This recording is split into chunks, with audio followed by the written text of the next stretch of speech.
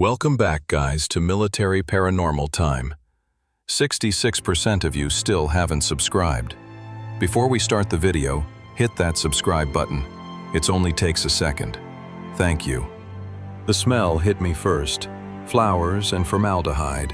That peculiar funeral home cocktail that makes your stomach turn even when you're trying to pay respects.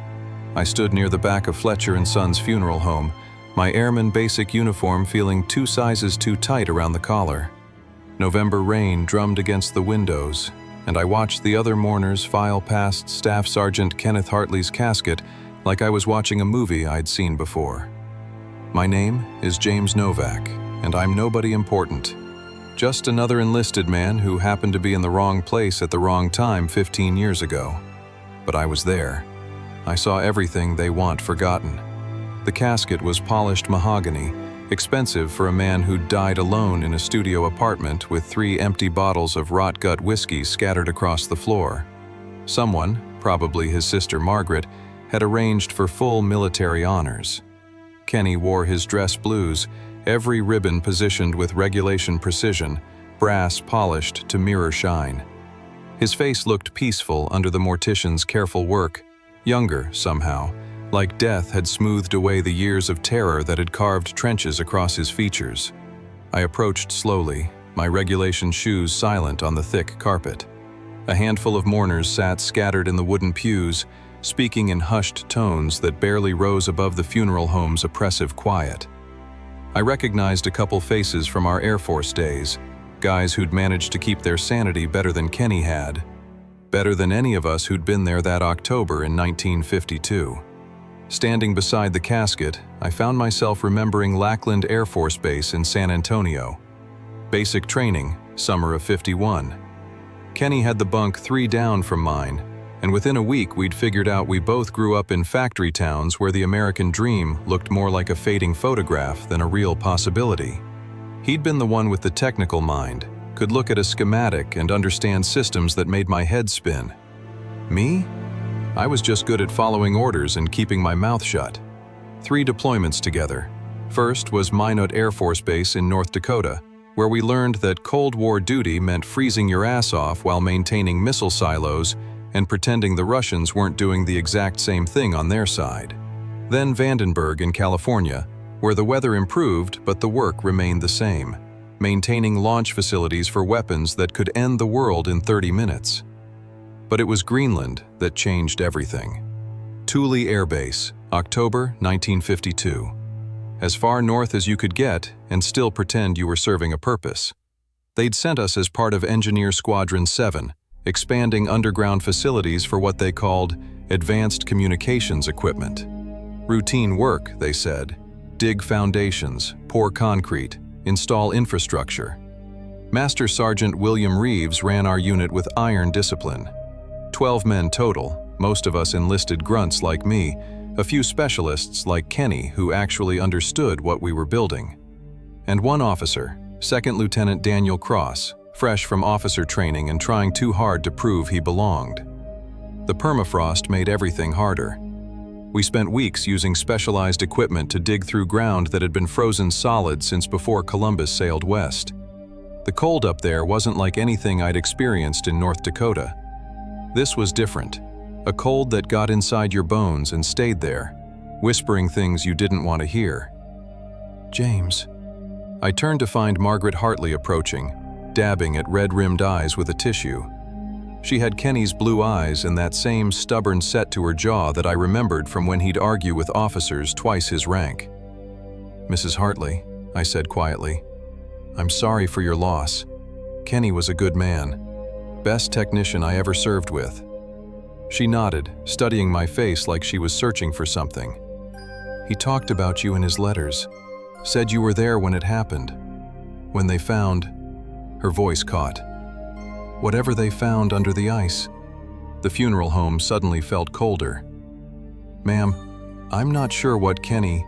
He said you were the one who tried to stop them from going deeper. Margaret interrupted, her voice dropping to barely a whisper. That you knew something was wrong from the beginning. Margaret's words hung in the air between us like accusation and plea combined. Before I could respond, the funeral director, A thin man named Fletcher with undertaker's hands approached with practiced sympathy and guided her toward the front pews.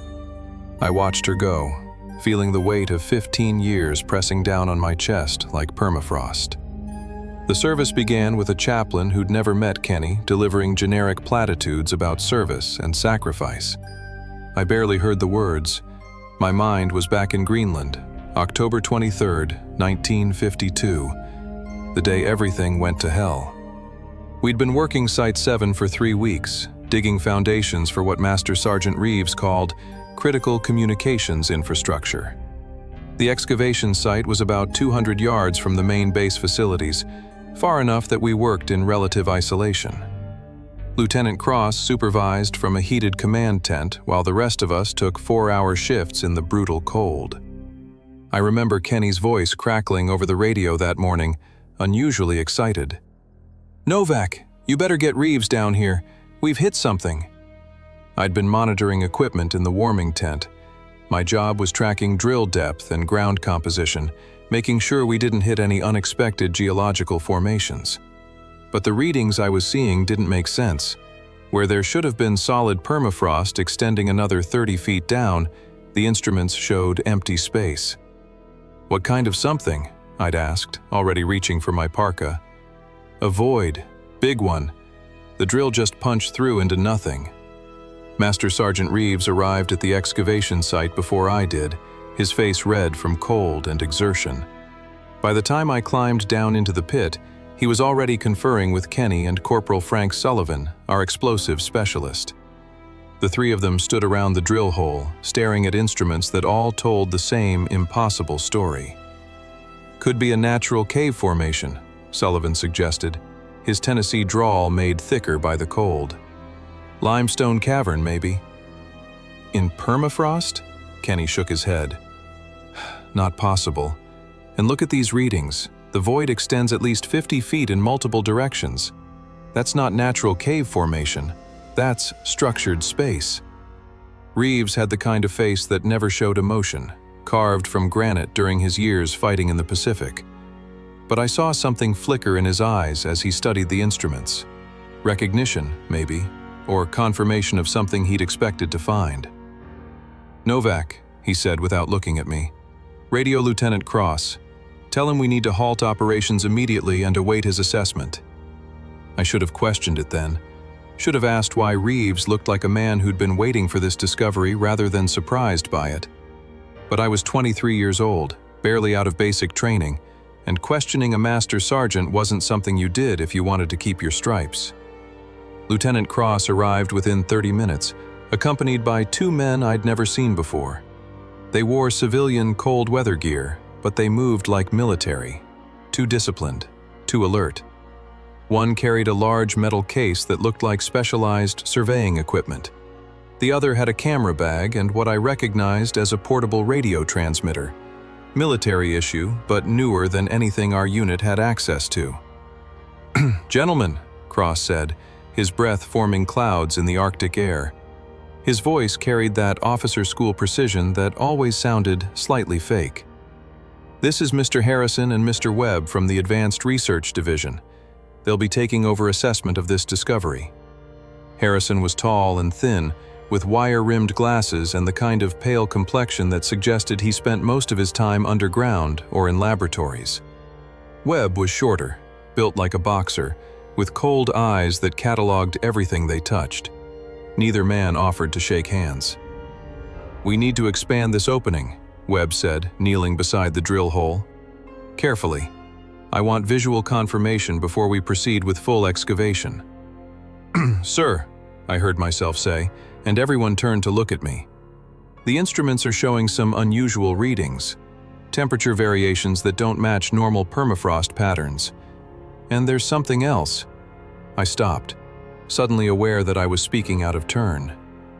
"Continue, Airman," Lieutenant Cross said, his tone making it clear this was my one chance. I swallowed hard, feeling all eyes on me. "Sir, the seismic equipment is picking up vibrations. Not from our drilling, these are coming from inside the void. Regular patterns, almost like..." I paused, knowing how crazy it would sound. Almost like breathing, sir. Silence fell over the excavation site. Even the constant Arctic wind seemed to hold its breath. Webb and Harrison exchanged a glance that lasted just a fraction too long, the kind of look that confirmed they knew more than they were saying. "Interesting," Webb said finally, his voice flat and professional. "Probably water movement or ice settling. Normal geological processes." But his hand had tightened on the equipment case, knuckles white against the dark metal. Over the next 6 hours, we expanded the opening using careful, controlled demolition. Corporal Sullivan placed charges with surgical precision, and each small explosion revealed more of what lay beneath. By late afternoon, we'd created an access point large enough for a man to descend through. The opening revealed walls that were too smooth, too precise. Even in the harsh work lights we'd rigged around the site, I could see that these weren't natural rock formations. Someone, or something, had carved this space with purpose and skill that predated anything I'd learned about in history classes. Kenny rigged a camera system to a steel cable, standard safety protocol before sending anyone down. I watched the monitor in the warming tent while he lowered the equipment into the darkness. The image was grainy, black and white, but clear enough to make my stomach clench. The void was a chamber, perfectly rectangular, approximately 40 feet across. The walls were covered in symbols carved deep into the stone, geometric patterns that hurt to look at directly. They seemed to shift and move in the camera's flickering light, though I knew that had to be a trick of the shadows. "Jesus Christ," Kenny whispered beside me. His face was pale in the monitor's glow. "Those symbols, I've never seen anything like them." But it was what stood in the chamber that made my mouth go dry. Statues, dozens of them, arranged in precise rows like soldiers at attention. They were roughly human-shaped but wrong in ways I couldn't articulate.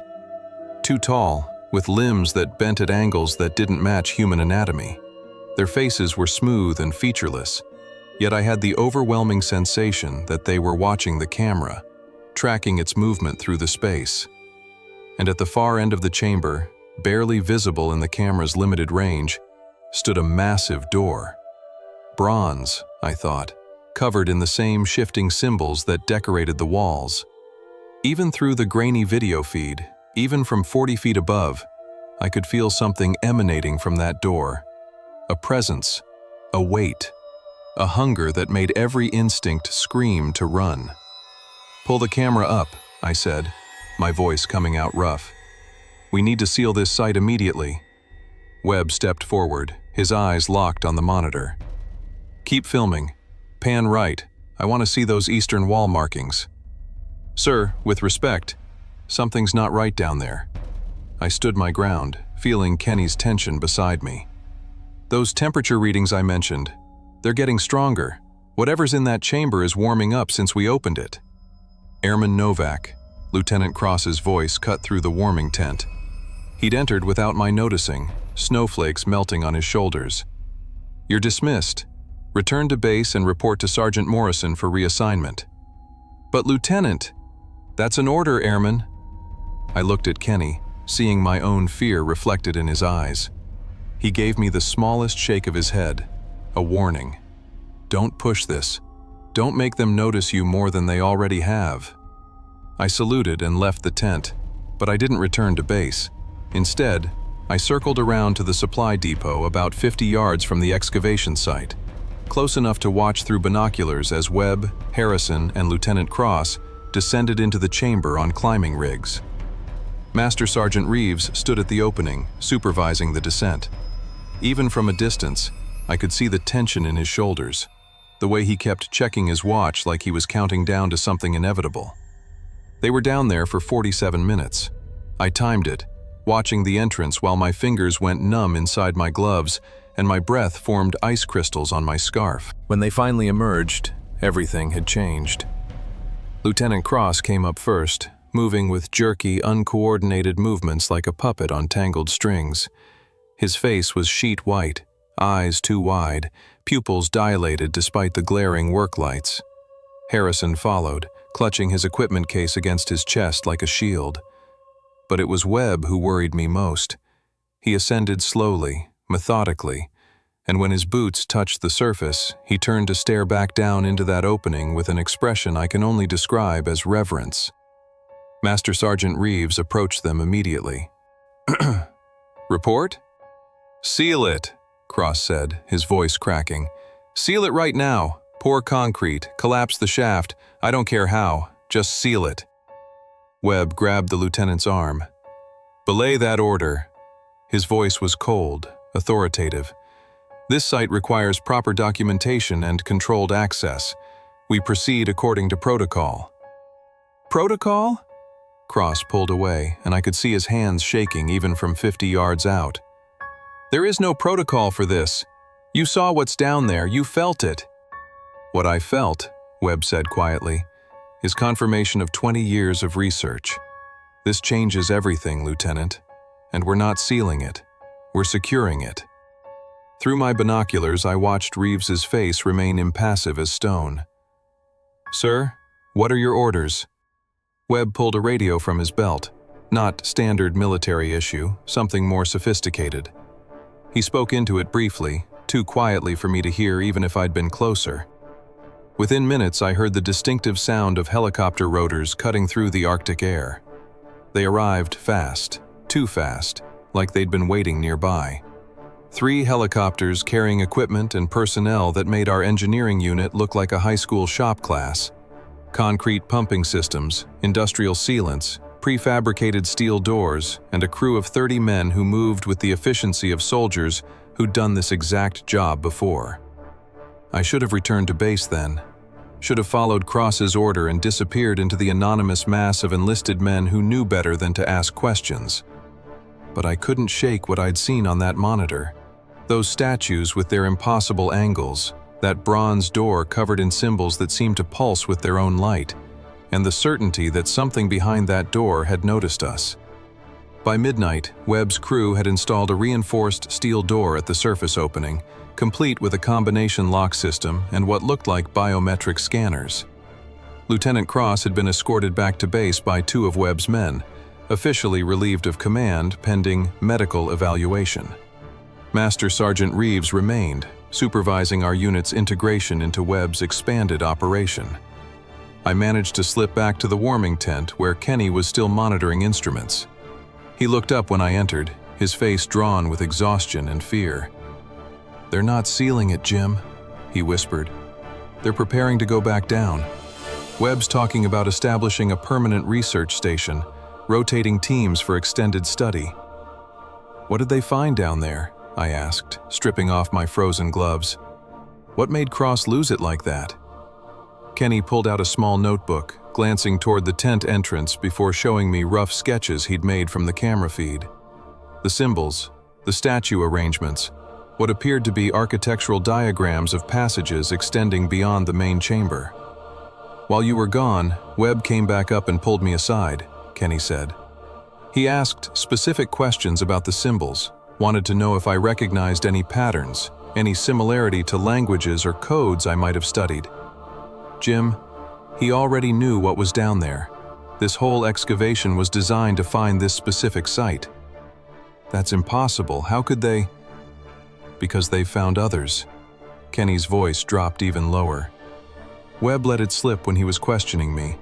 He mentioned previous sites and comparable chambers. "This isn't the first one, Jim. And from the way he was talking, it won't be the last." Before I could respond, the tent flap opened. Master Sergeant Reeves stood silhouetted against the work lights, his expression unreadable. "Novak, Hartley, you're both reassigned effective immediately. Report to Personnel Officer Morrison for new duty assignments." He paused, and something in his weathered face softened fractionally. "And gentlemen, forget everything you saw here today.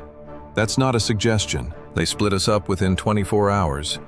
Kenny got transferred to equipment maintenance on the far side of the base, working 14-hour shifts, cataloging supplies and repairing communications gear. Me? They stuck me in the mess hall, doing inventory and food prep. The kind of assignment you give to someone you want to keep busy and isolated. We weren't officially forbidden from speaking to each other, but the message was clear.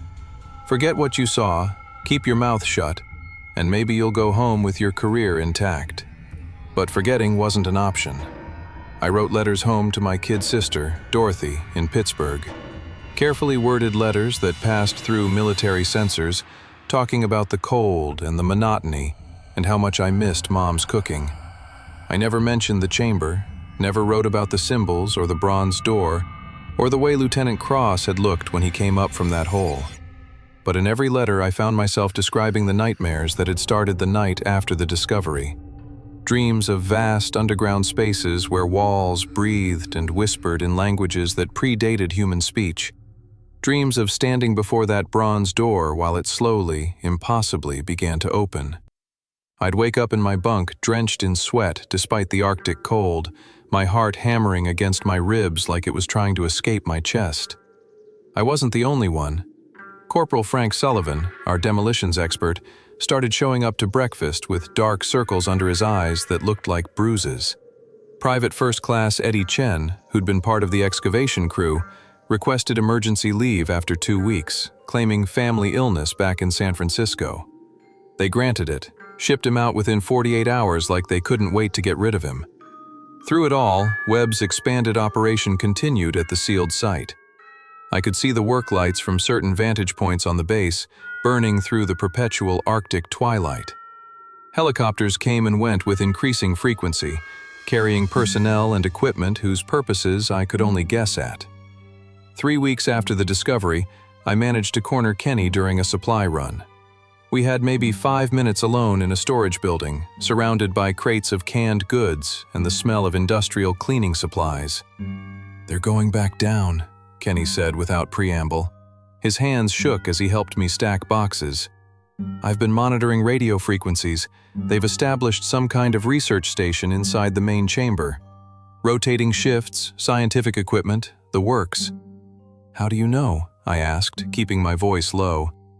"Because they needed technical specifications for power systems that can operate in extreme cold and geological instability.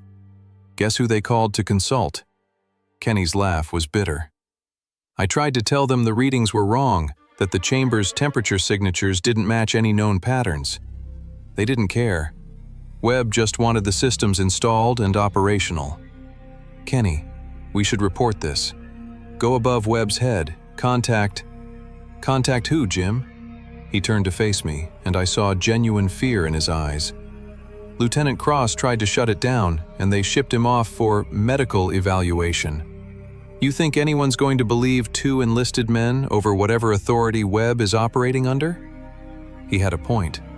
We were nobodies, interchangeable parts in the military machine. Webb had the weight of something bigger behind him, something that had been searching for these chambers for years. "There's something else," Kenny said, glancing toward the storage building's entrance. "Remember those statues? The ones that looked almost human but wrong?" I nodded, feeling my stomach tighten. "I've been having dreams about them. Specific dreams where I'm standing in that chamber and they're moving, Jim, turning their heads to look at me. And I can hear them in my head, speaking without voices, calling my name." He gripped my shoulder. "Tell me I'm losing my mind, please. Tell me it's just stress and isolation and too much time in the cold." But I couldn't tell him that, because I'd been having the same dreams. The storage building door opened, and Master Sergeant Reeves stood framed in the entrance. His eyes moved between us, calculating, assessing. "Novak, Hartley, this area is restricted during non-operational hours." He stepped inside, closing the door behind him. "We need to talk." Reeves didn't speak immediately. He walked slowly around the storage building, checking corners and shadows like he expected someone to be listening. The fluorescent lights overhead buzzed with that particular frequency that makes your teeth ache. Finally, he turned to face us, and for the first time since I'd known him, Master Sergeant William Reeves looked tired. "How long have the dreams been happening?" he asked quietly. Kenny and I exchanged glances. This wasn't what I'd expected. No reprimand, no threats about maintaining secrecy. Just a simple question, delivered in a tone that suggested he already knew the answer. 2 weeks for me, I admitted. Since the night we opened the chamber.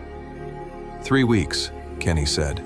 They started the day before we broke through. I thought it was just anxiety about the excavation, but... He trailed off, unable or unwilling to finish. Reeves nodded slowly, like we'd confirmed something he'd suspected.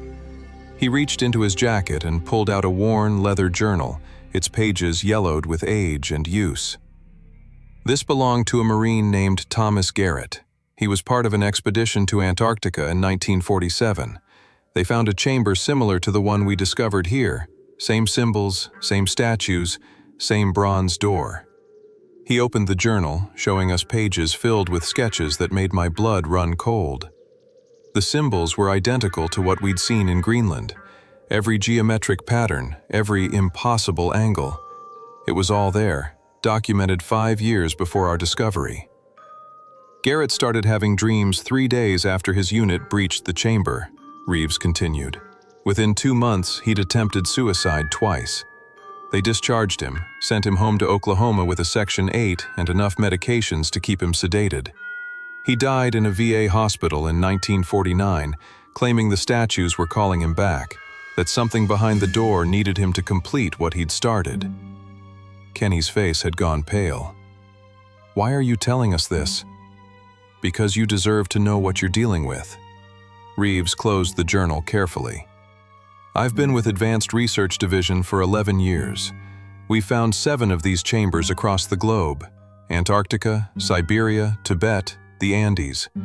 Every site is identical in structure and symbolism, and everyone who's been exposed to them experiences the same progression.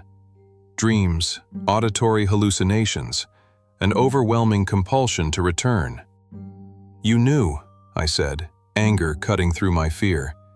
"You knew what we'd find before we started digging." "I suspected." Reeves met my eyes without flinching. Ground-penetrating radar showed anomalies consistent with previous sites. Webb's team had been searching this region for 3 years.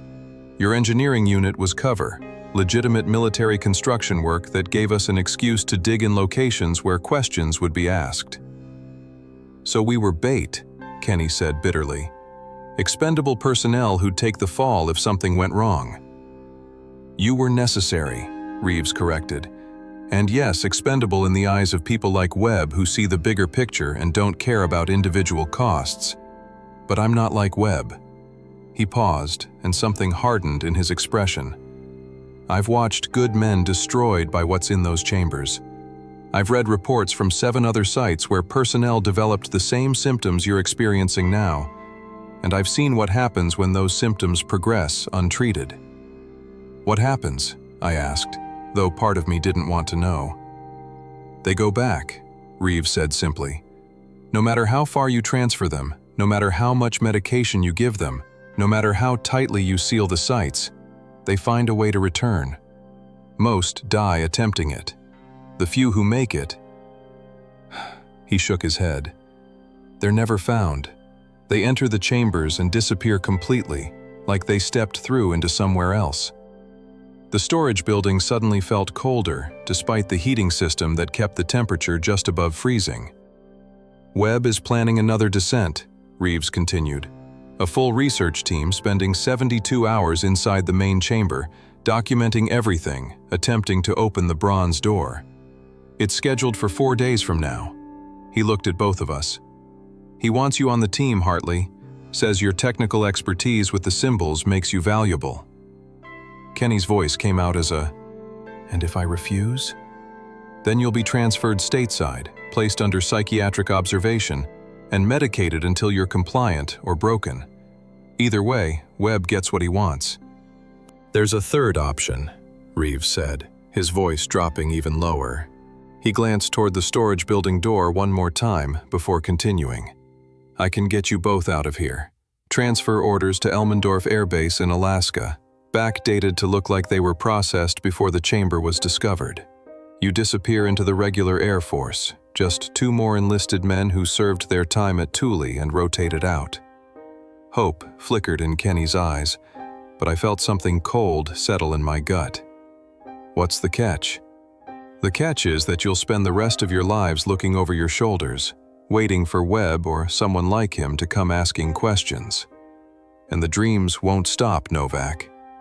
Distance doesn't matter to whatever's in those chambers. Ask me how I know. Reeves pulled up his left sleeve, revealing a series of scars that looked like he'd carved symbols into his own forearm. The patterns matched what we'd seen on the chamber walls, those impossible geometric designs that hurt to look at directly. Mariana Trench Expedition, 1944, he said. I was 22 years old, Navy diving crew. We found a chamber 300 feet below sea level, built into an underwater canyon that shouldn't exist according to any geological survey. I spent 6 hours inside that place, and I've been hearing them ever since.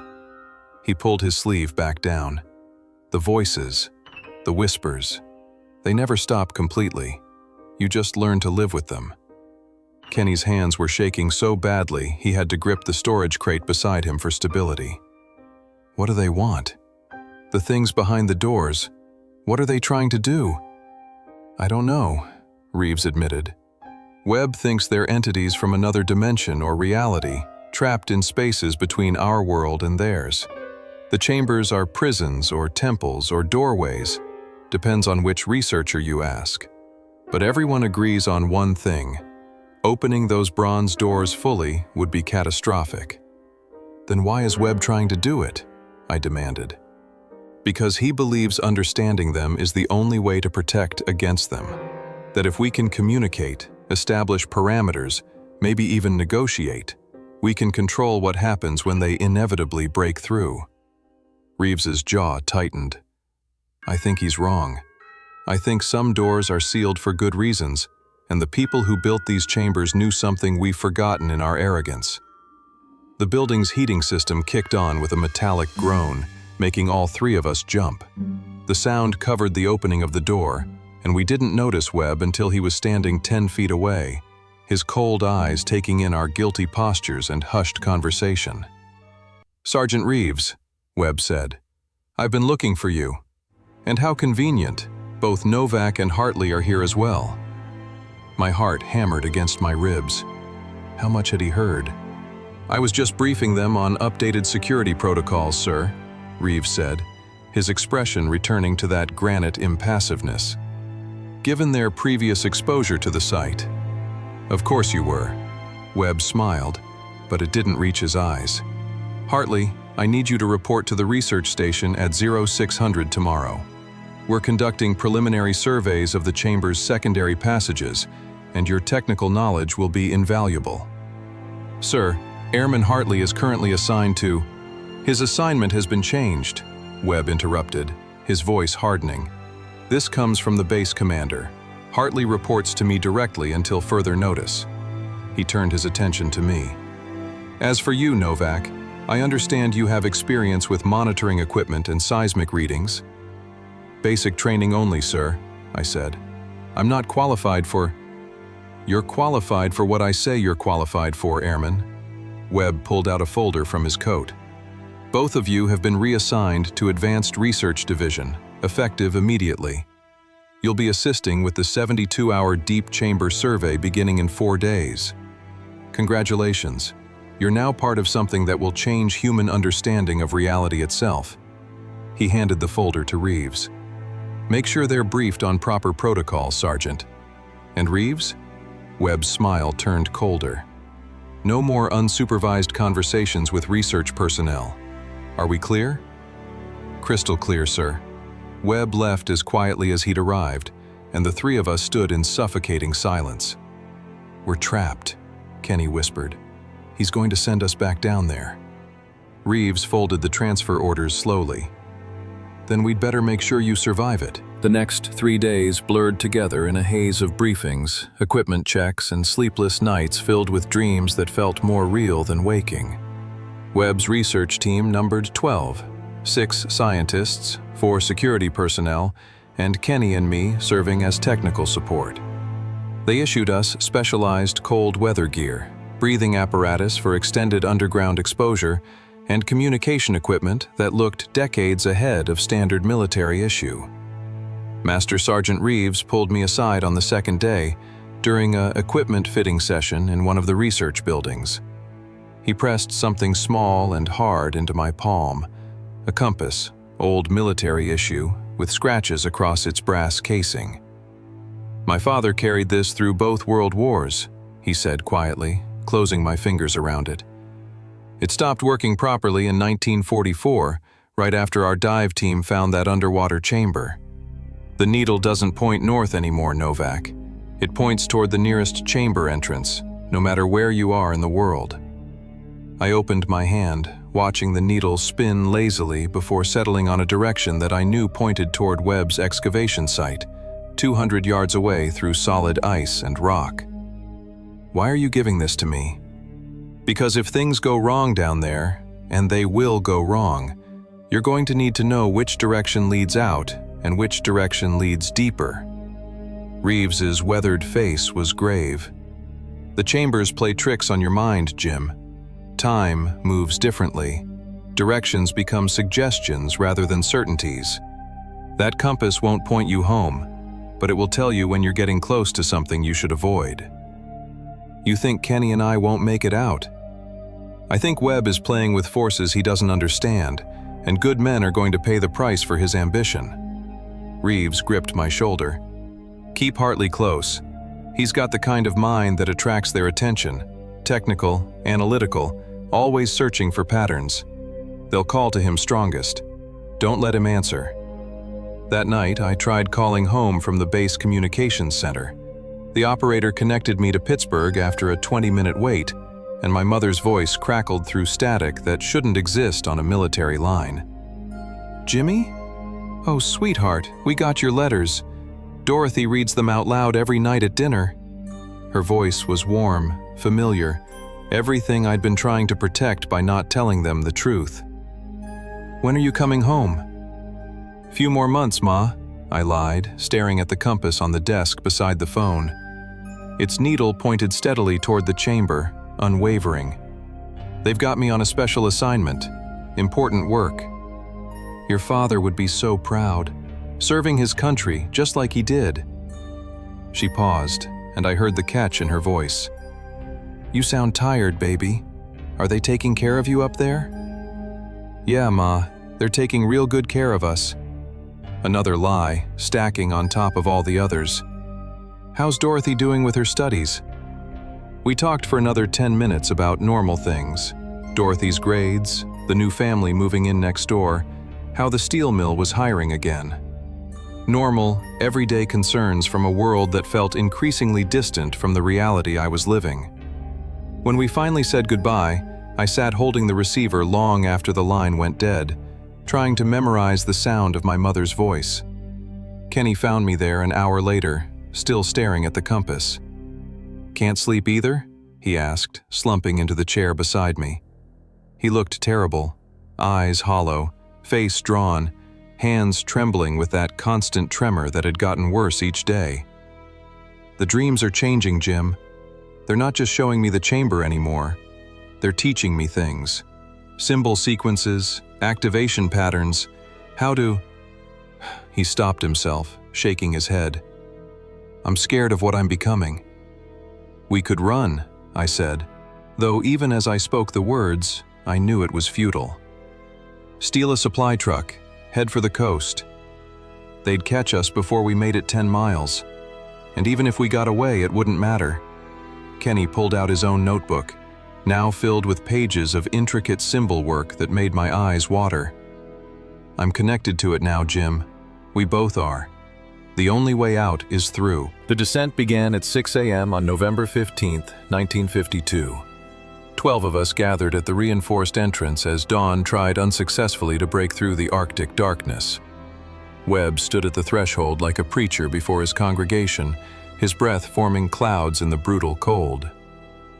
"Gentlemen, what we accomplish in the next 72 hours will redefine humanity's understanding of its place in the universe," he announced, his voice carrying that fervent conviction I'd learned to distrust. "The entities behind that bronze door have been waiting for millennia. Today, we finally answer their call." Master Sergeant Reeves checked our equipment one final time, his face an unreadable mask.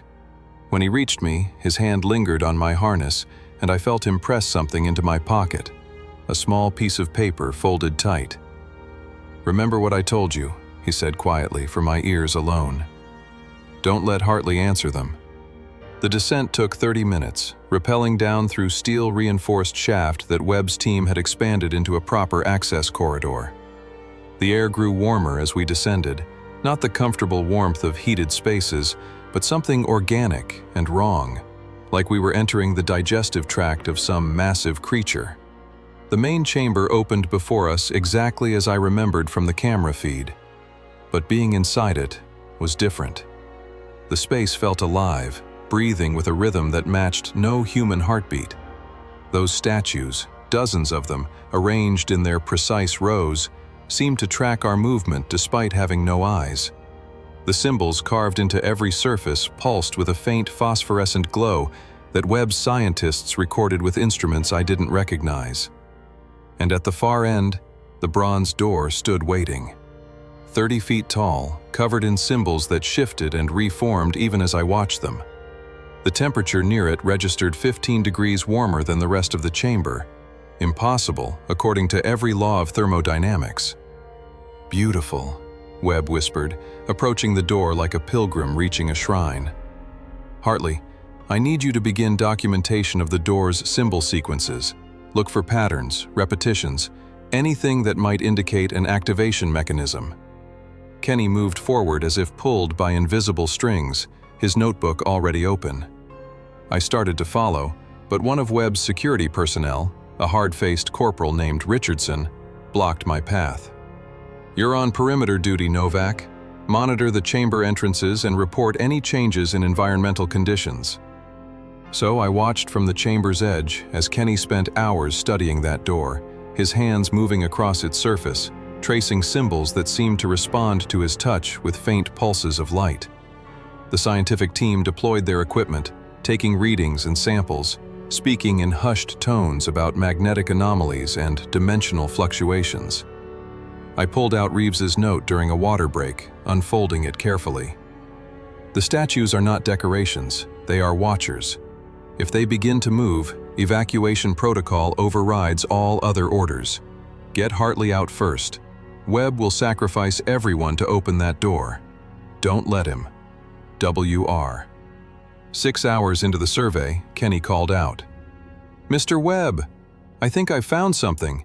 These symbols here, they match the pattern from the Antarctic site in Garrett's journal. If I'm reading this correctly, it's a lock sequence. 3 statues positioned around the door correspond to 3 specific symbol clusters. If activated in the right order, we could open it, Webb finished, his eyes blazing with triumph. Which statues, Hartley? Show me. I felt the compass in my pocket grow suddenly warm, the metal hot enough to burn through the fabric. Around us, the temperature spiked 10 degrees in as many seconds. And the statues, God help me, the statues were starting to turn their smooth, featureless heads toward the bronze door. Sir, we need to abort, I called out, my voice cutting through the excited murmur of the scientific team. Something's changing. The environmental readings are... A sound cut through the chamber, deep, resonant, like massive gears grinding together somewhere far below. The bronze door shuddered, and a thin line of absolute darkness appeared along its center seam. It was opening, not because anyone had activated it. It was opening on its own, responding to our presence, to Kenny's research, to Webb's desperate desire to breach the barrier between worlds. Everyone out! Master Sergeant Reeves's voice boomed from the entrance shaft. Immediate evacuation! Move, move, move! Chaos erupted. Scientists scrambled for equipment while security personnel rushed toward the entrance shaft. But Webb stood transfixed before the opening door, and Kenny, God help him, Kenny was walking toward it. Hartley, no! I lunged forward, but Richardson grabbed my arm, trying to drag me toward evacuation. I broke free and sprinted across the chamber floor, my boots slipping on stone that had become slick with moisture that shouldn't exist in Arctic permafrost. The darkness beyond the door wasn't empty. Things moved in it, shapes that defied geometry, forms that my mind couldn't process without feeling like it was tearing at the seams. And the whispers that had haunted my dreams for weeks suddenly became a roar, voices speaking in unison, calling Kenny's name with hunger that transcended human understanding. "Kenneth Hartley, you opened the way. Now complete the passage, cross over and show them the path home." I reached Kenny just as he placed his hand on the door's edge. His eyes were distant, glazed, looking at something I couldn't see. "They need me, Jim. I can hear them so clearly now. They've been trapped for so long, and I'm the key. I'm the one who understands." "You're not the key, you're the sacrifice." I grabbed his shoulders, trying to pull him back, but he was stronger than he should have been, rooted to the spot like the statues surrounding us. "Kenny, look at me.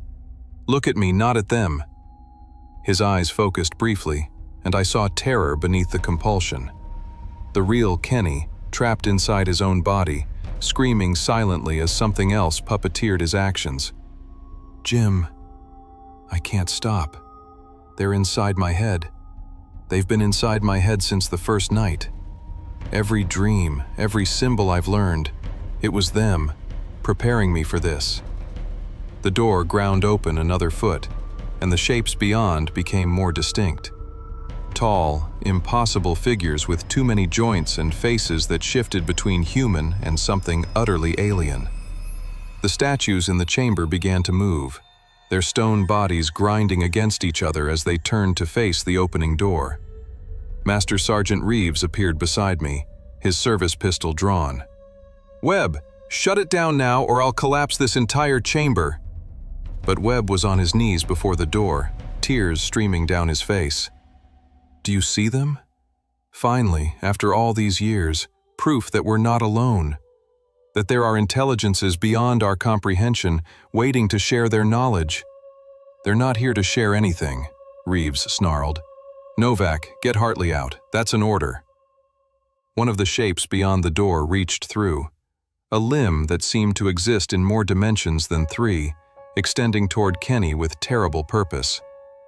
I did the only thing I could think of. I pulled out Reeves's compass and pressed it into Kenny's free hand, closing his fingers around the brass casing. The effect was immediate. Kenny gasped, his body convulsing as the compass needle spun wildly. For just a moment, the connection broke, the compulsion fractured by the presence of something that pointed toward reality, toward home, toward the world beyond this chamber of nightmares. "Run!" Kenny shoved me hard, breaking his own contact with the door. "Jim, run! I'll hold them." "I'm not leaving you. You have to." His voice was his own again, desperate and determined. He grabbed one of the statues, pulling with strength born of pure adrenaline. The ancient stone cracked, tilting off its base. Someone has to tell the truth about this place. Someone has to warn them that opening these doors means the end of everything we know. The statue toppled, crashing into two others in a domino effect. The chamber shuddered, cracks spreading across the ceiling. Kenny threw himself at the bronze door, and I watched in horror as Master Sergeant Reeves joined him, both men straining against the ancient metal, trying to force it closed against whatever pushed from the other side. "Novak, go!" Reeves roared. "That's a direct order. Get topside and tell them to seal this site permanently.